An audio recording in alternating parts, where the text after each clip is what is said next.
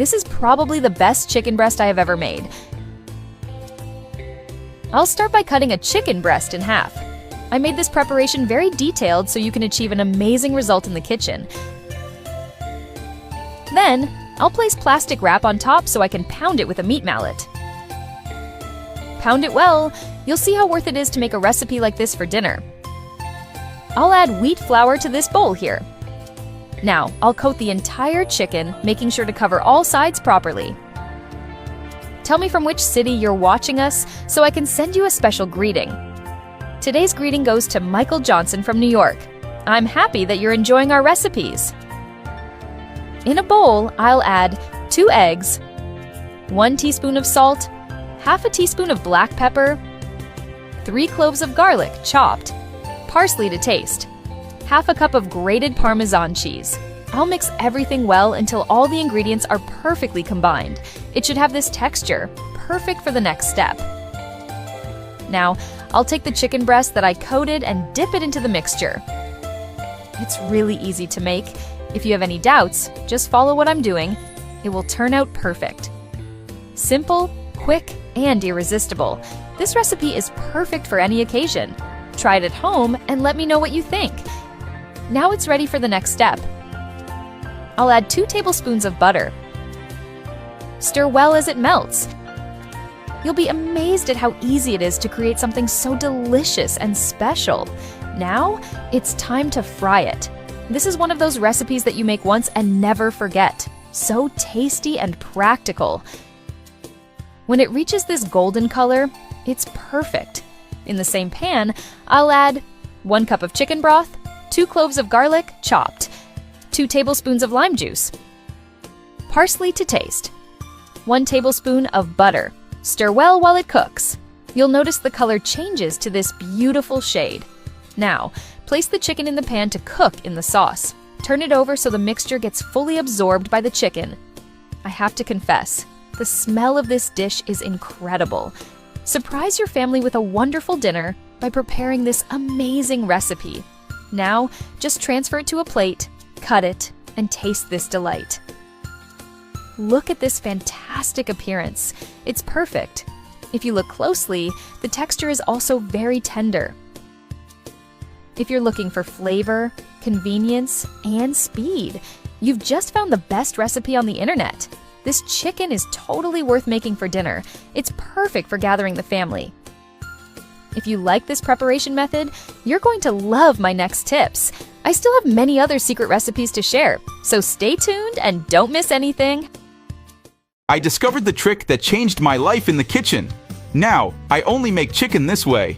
For this recipe, we'll need 1 frozen chicken breast, and I'm going to grate it using a peeler. Tell me which chicken recipe is the most popular in your home.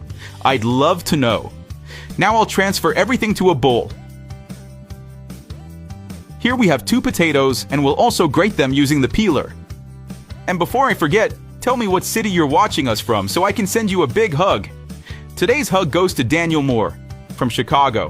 I'm so glad you're enjoying our recipes. Once that's done, I'll add them to the same bowl. We'll need 1 onion, and we'll do the same with it.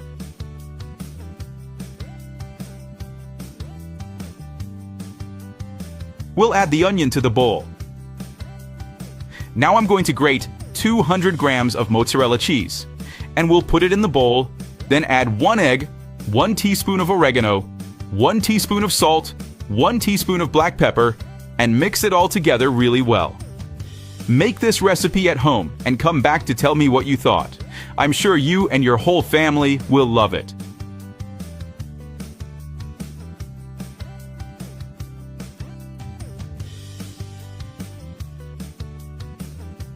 In a pan, I'm going to add a bit of oil, 1 tablespoon of butter, and stir until it melts.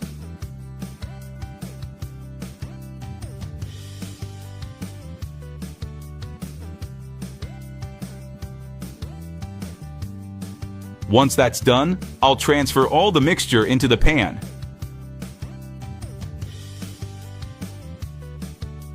And I'll smooth it out with a spoon so it's nice and even.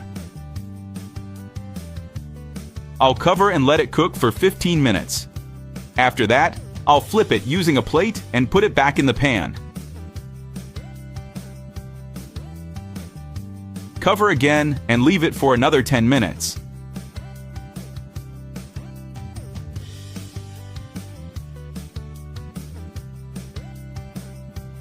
After removing it from the pan and placing it on a plate, I'll sprinkle some parsley on top. It gives that special touch to our recipe.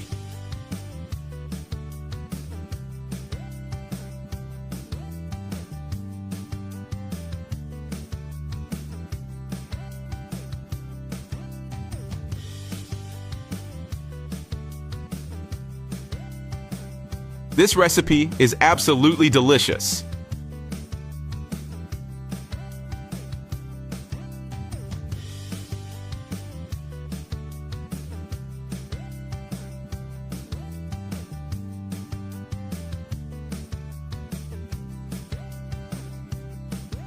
You can make this cake in a pan. It's super quick and easy, a practical and delicious recipe.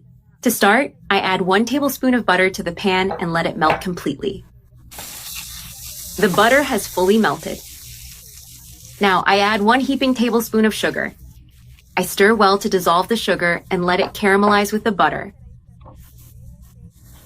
The sugar has caramelized, forming a golden, shiny syrup. Now, while the caramel is still hot in the pan, I add pineapple slices. I'm using canned pineapple, but if you prefer, you can use fresh pineapple. I arrange the slices evenly around the pan, making sure they are well placed. Done! All the pineapple slices are now on the bottom of the pan. Now, I set this aside while I prepare the cake batter. In a bowl, I add 1 egg, 3 tablespoons of sugar, and half a teaspoon of vanilla extract. The vanilla extract will give the batter a delicious aroma and a special flavor. I mix well until the sugar is fully dissolved.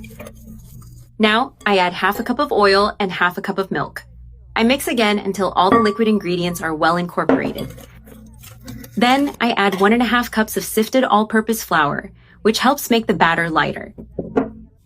I stir well until I have a smooth, lump-free mixture. I keep mixing slowly until the texture is silky and even.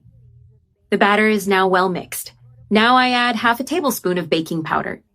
I stir gently to incorporate the baking powder without losing the fluffiness of the batter. This batter is amazing, super light and full of flavor. Look at this perfect texture, airy and easy to prepare. And the best part is that this recipe is super fast. In less than 5 minutes, the batter is ready to cook. Now I pour the batter over the caramelized pineapple slices. I spread it carefully to make sure all the pineapple is covered. I scrape the bowl well to use all the batter and avoid waste. I spread the batter gently so it's evenly distributed and covers all the slices. Important reminder, the heat is still off so the caramel and pineapple don't burn. Now that everything is ready, I cover the pan with a lid. Then I turn on the heat on very low and let the cake cook for about 15 minutes.